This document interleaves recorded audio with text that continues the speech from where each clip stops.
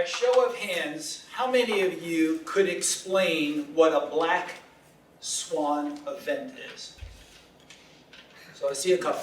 Okay, black swan event is an event that is unexpected, unpredictable, but has dire consequences. Think of the stock market crash of 1929, or the attack on Pearl Harbor, 9/11. Those were black swan events.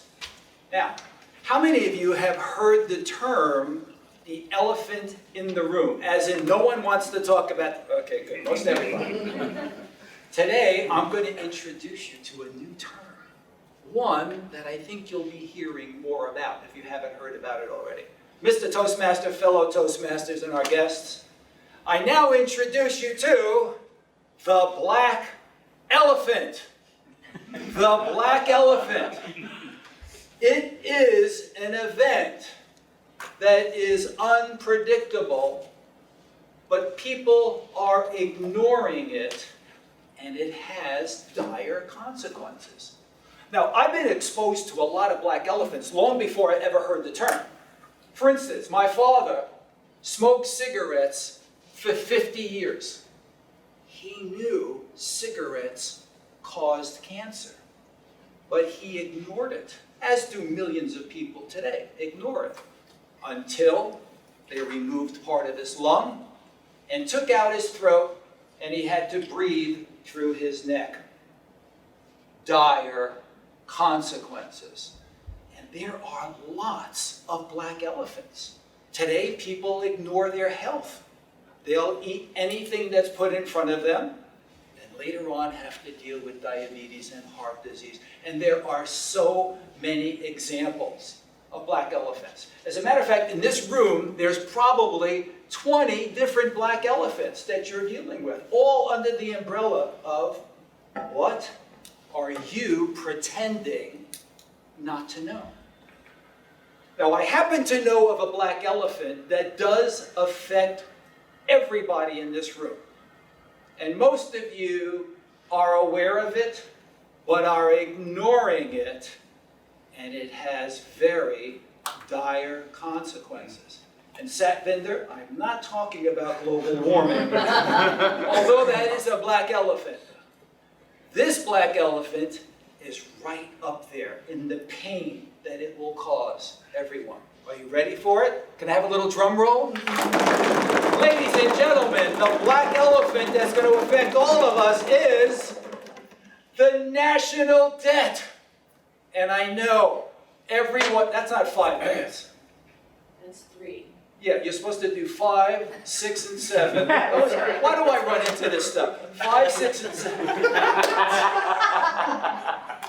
Okay, maybe we'll track here a little bit. You get an extra 30 seconds. Get an extra 30 seconds. When I say the national debt, eyes glaze over. Nobody really wants to think about it. It's like, oh no, I don't want to have to think about the national debt. But it's a very serious issue, and I want you to understand something.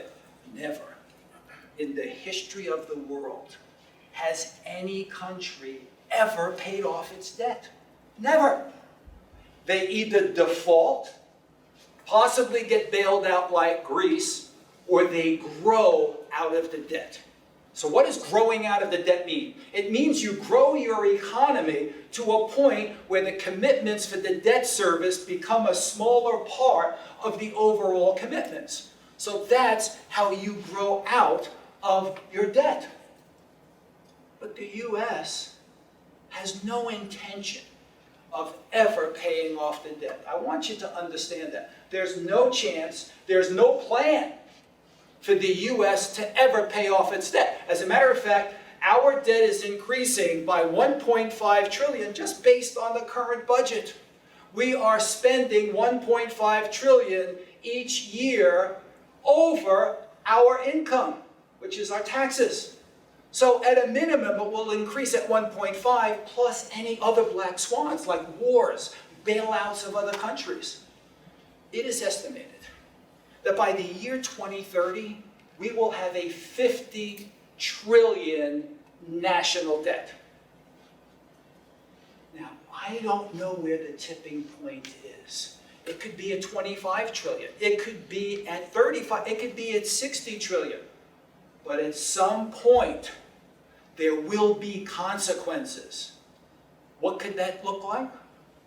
A default leads to collapse of the Social Security system, Medicare, and all of the other programs that we depend on the government for.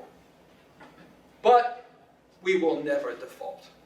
We will never not pay our bills. And why? Unlike us, when we run out of money and no one's going to lend us money, we're broke. But the government just starts printing the money, and they will pay the bills.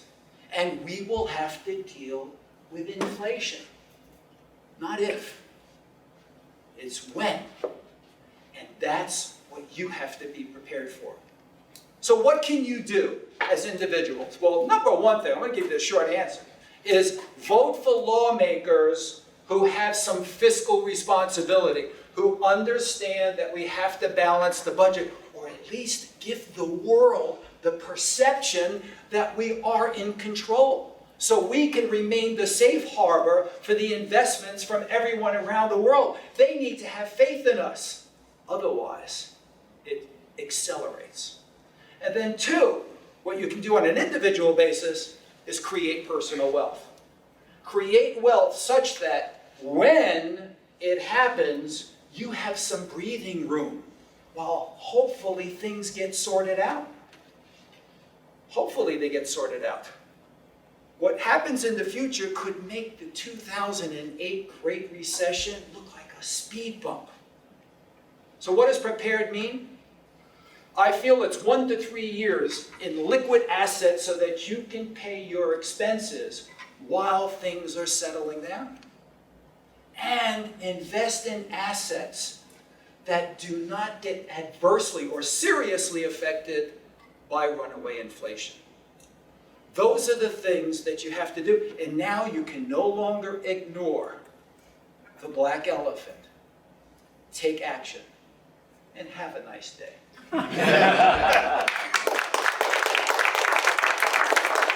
Okay, it's a provocative topic. So I am interested in hearing some questions. Any question. If you ask me a question that's too long, I may not be able to answer it. Okay, Michael, I want to get the young demographic, and then I'll go around. Yes, sir. What are some examples of those assets that you said are protected from inflation? Well, the obvious one that you see millions of commercials are gold and silver. Those are typically what people will invest in so that it will fight against inflation. They hold its value. I think real estate. I was in some serious inflation back in the late 70s and early 80s, 15, 16%. Fortunately, I had most of my investments in real estate, which grew with that. So gold, and there's a number of them. And you could do some research and find inflationary hedges. So Jill, one of my congressmen here, future governor. If you take the $1 trillion number and you divide it into the households or people in the United States, what would that be? Or maybe I've heard numbers of $75,000 an individual, but that's really an irrelevant number. They just use that to tantalize people. That'll never get disseminated. The actual net worth of most baby boomers is under $100,000, so it really doesn't matter. What matters is the rate it's going up, and I just want you to be clear, we're never going to pay down the U.S. debt. Some people actually think, well, it's never going to get paid down. The only thing we can do is grow our economy to make the debt service on 30, 40, 50 trillion manageable. Jason. I was just going to ask if you think that we could do something that, like Iceland, what they did to deal with their debt in 2008. Yeah, they went bankrupt. Yes. Yeah, that's what I said. That is one way. One way is you go bankrupt. You default and you go bankrupt. Well, let me just tell you something. If you remember when Greece was considering defaulting, the financial market said, oh, it'll cause havoc throughout the world. And that's Greece. It's got an economy the size of Ohio. Can you imagine the United States? I'm giving, inflation is my best case scenario. I don't even want to talk about some of the dystopian predictions that I've seen people have. on what could happen. I'm just giving you best case scenario because you can't do much about the other one. Yes, sir. What kind of inflationary rates do you think we could see with QEs that have come in the past since Yeah, 2008? yeah. Well, the quantitative easing was actually what it's been doing is putting money into the economy. A lot of people don't understand that. We're printing money. Oh, we're printing money to keep it down. It's artificial. At some point, we're counting on growing the economy. That's why we have to grow the economy so that we'll be able to absorb that. And I saw inflation of 14 and 15%. Argentina was doing great. And then they let it get out of control. We have 40% inflation right now. So Venezuela, this is funny, has 27,473% inflation at the end of 2017. So we can go anywhere, 15, 30, 40. But even at 15%, if you have cash, that's the worst position to be in. Your money gets immediately devalued and can be worth in 3 years 50% of what it's worth. Nico? What would be your biggest advice to someone just starting out in their career?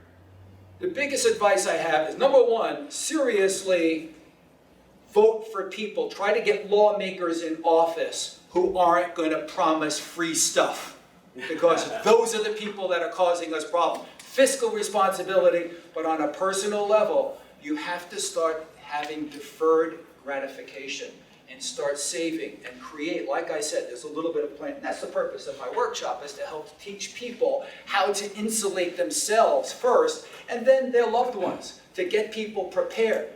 It's going to happen. I'm hoping it's 10, 15 years from now, but I care because of my kids, my grandkids. I want them to be able to have a society that is financially stable, but it's not going to happen by accident. You can't pretend not to know about this stuff, because there's serious consequences. Do you think we'll see another 1929? That's one of the scenarios. And that happens when the rest of the world loses faith in the United States. We are the ballast. The world looks at us. That's how we have China, Japan, everybody investing in our country. As long as that happens and we are seriously doing something about growing our economy, it's going to last. But no one knows. I've listened to the most knowledgeable economists. And they're not sure. It just kind of, everybody's like this here. Okay, I have the red light. Thank you so much. Take action. Mr. Toastmaster.